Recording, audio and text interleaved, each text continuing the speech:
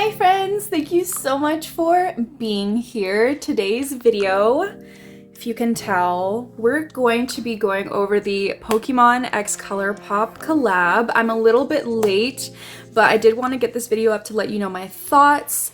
This is the full face that we created. Now I only got 2 products from the collection, and I'm also going to be giving you my thoughts on the So Juicy Plumping Gloss Bomb. If you want to know my thoughts on the Pokemon x Colourpop collab, then let's go. Zoomed you guys in for eyes. So starting off with one of the Colourpop Supershock shadows they came out with in this collection. Bulby is my favorite starter. Let me know. I want to know in the comments down below, is Bulby also your favorite starter, and which one is your favorite starter? I would love to know. But this packaging is so, it's to die for. Like, they ate that. And I haven't opened any of this stuff for Pokemon, so this is going to be my first impressions. It's so freaking cute! And this shade is Solar Beam. It does feel like smoother than their regular Supershock formula. I'm going to be going in with my Makeup by Mario, specifically this Pinky Matte. I'm going into that Pinky Matte from the Makeup by Mario and starting on the outer corner. This is a Real Techniques 203, one of my favorite blending brushes of all time and my favorite from the drugstore.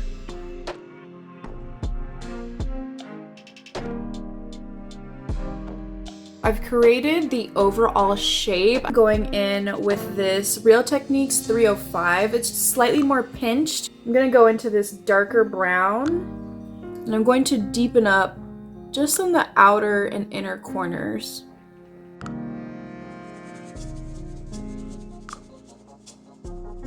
Taking this big fluffy eye blender from e.l.f. and I'm going into the lightest shade, EE1, starting at the brow bone and then going inwards and then outwards. Now for the fun part. Also, these do retail for $9 as opposed to normally Supershocks are either $5 or $6 depending on where you buy them.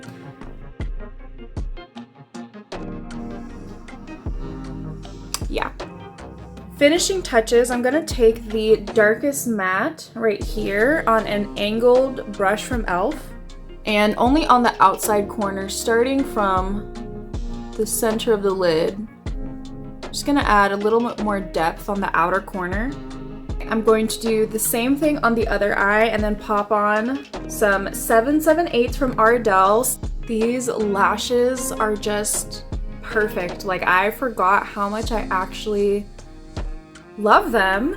I also went ahead and put top mascara on, and I have been using the Tower 28 MakeWaves mascara in the brown color, and I've really been liking this for the lower lashes. Now that it's summer, I think it's a perfect time to go in with the Glowy Skin Serum, or Glow Serum from Danessa Myricks. And I take about 3 fingertips length. I'm gonna let that sink in for a couple of minutes. But side note, is anyone else into anime? Is anyone else into romance anime specifically? Because I have been watching this one. It's on Crunchyroll and it's called Sign of Affection. If you like romance anime and if you like for like action to actually happen, like things, moves, gestures to actually happen, if you don't really like those anime that will just lead you on the whole freaking season, watch Sign of Affection. It's got me in a chokehold right now. Like, I'm going to watch that after I'm done filming this video. I've been obsessed. I need to spot conceal before foundation, so I'm going in with my Rem Beauty Sweetener Concealer because I've been breaking out, you guys. I feel like I need to do like doxycycline or tretinoin, like get back on the acne treatment thing. For a while, I was fine. I was chilling. Like, I was like, oh my gosh, my skin has been doing like so well, and I don't know what happened. I don't know if it's like the weather change or something with my hormones, but I've just been getting like tiny little pimples and all like that. It's just extremely frustrating when I feel like I just can't have good skin unless I'm on some kind of medication or taking like an active like tretinoin, which it's just annoying. Like I wish my skin would just be fine by itself, no help. I've been getting back into the Urban Decay Hydromaniac. So I just take whatever amount is on the doe foot and go ahead, put that into my palm from the Halo filter. And with the Urban Decay, I'll give it a good squeeze, put in about that much. And now it's all mixed up. I will just lightly spread that over with a finger. And I've been going in with my Kosas sponge to blend that out as opposed to a brush, which is what I normally do, just because I've been liking a little bit more of like a glowy, lighter weight kind of coverage.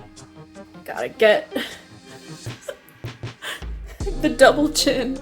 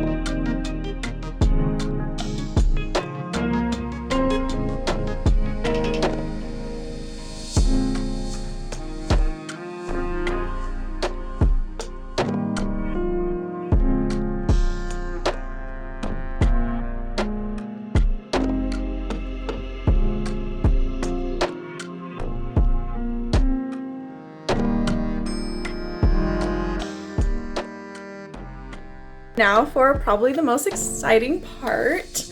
I got one of the blushes in the Pokemon collection.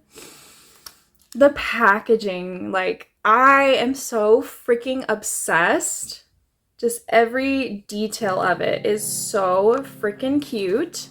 This is their Instant Crush Cream Blush. It says a natural matte finish. I've actually never tried this blush formula from Colourpop. I have tried their Supershock blushes, which I did have one. I ended up decluttering mine because I found it was really hard to pick up in the pan. So this is what the actual packaging looks like without the unicarton. This inner packaging right here, like when I saw this online, I had to have it. It has some of my favorites like Mew and Slowpoke.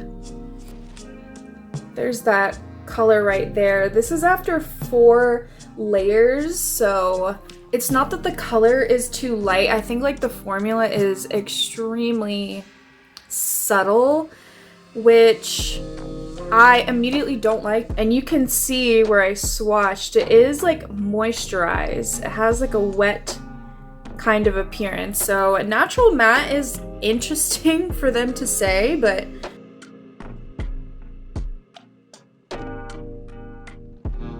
can you even see that? Can you see that? This is definitely better for fair skin tones. If you're any darker than me, I don't know like how this would show up on you. I'm really going in there, guys. Like, I am not light-handed with blush. I'm always pretty heavy-handed, but like it's too subtle for me, if I'm going to be honest. It's like an extremely soft satin kind of formula. Matte is not in the picture. I don't see that at all. And I don't see this lasting at all.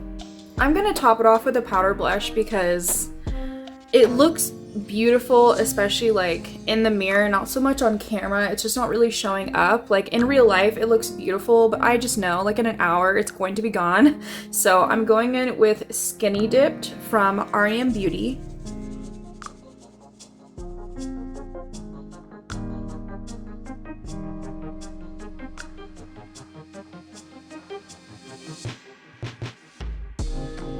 Since I amped up the blush, I'm going to amp up the bronzer too. I just feel like I need a little bit more color.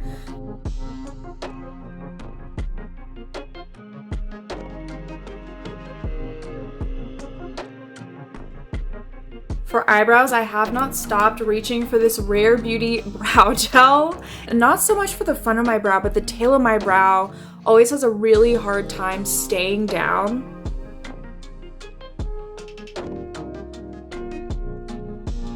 I'm doing it. I'm doing the bottom lash exactly the same the way I did the top. So starting off with that pinky matte, I'm gonna put that on the inner and outer part of the bottom lash line.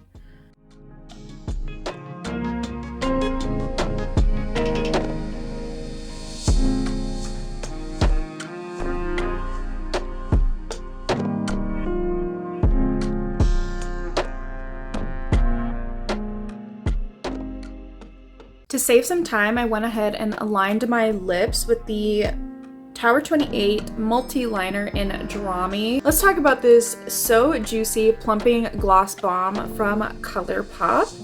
I have thoughts on this. So I got the shade Guava Glaze. That's the shade Guava Glaze. It's like a mauve pink.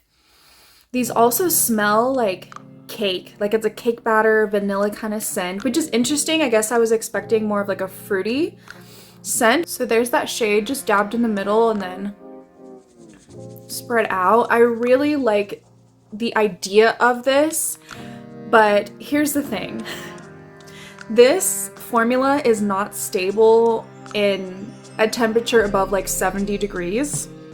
So I took this out with me for touch-ups, you know, that kind of thing, and I left this in my car for a good 2 hours, and as you can see, it melted, and the cap, I cleaned it, but the cap just naturally get gunk in it. It had melted also because it was like laying down in my car, so it melted and I lost a lot of product in the cap.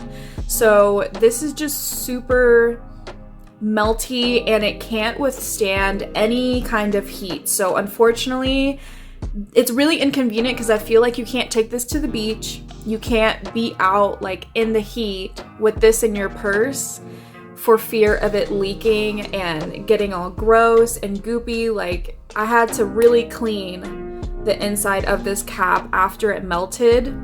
It's also not like plumping. I don't feel anything. Like maybe 1% of like a coolness. I think the finish of it is beautiful, but this is the kind of product that even if you pair it with a long wearing lip liner, which I wore this with my About Face lip liner, and because it is so emollient and slippy, it's not sticky, but it is slippy, it like went outside of my lip line, and that's one of my longest wearing lip pencils. With this lip pencil and a lot of lip pencils that aren't super dry down, no budge, I can guarantee you after a couple hours, especially if I eat or drink, it is going to start to bleed and make like the lip line just uneven and like wet, if that makes sense. So I don't regret purchasing it because I really like the color and I like the effect that it gives, but it's not practical. To wrap up this video, I have a ranking for the new stuff that we tried. So in first place of the new stuff, I would say the Supershock shadow. This formula never disappoints, so I wasn't surprised that I liked this. I like the color. It is just super beautiful and reflective and definitely higher quality than their normal Supershock, so I definitely think this is worth the $9. Next, I'm gonna give it to the So Juicy Plumping Gloss Bomb. While it has its cons, specifically with the packaging and the stability of the actual formula, I do prefer this over the blush.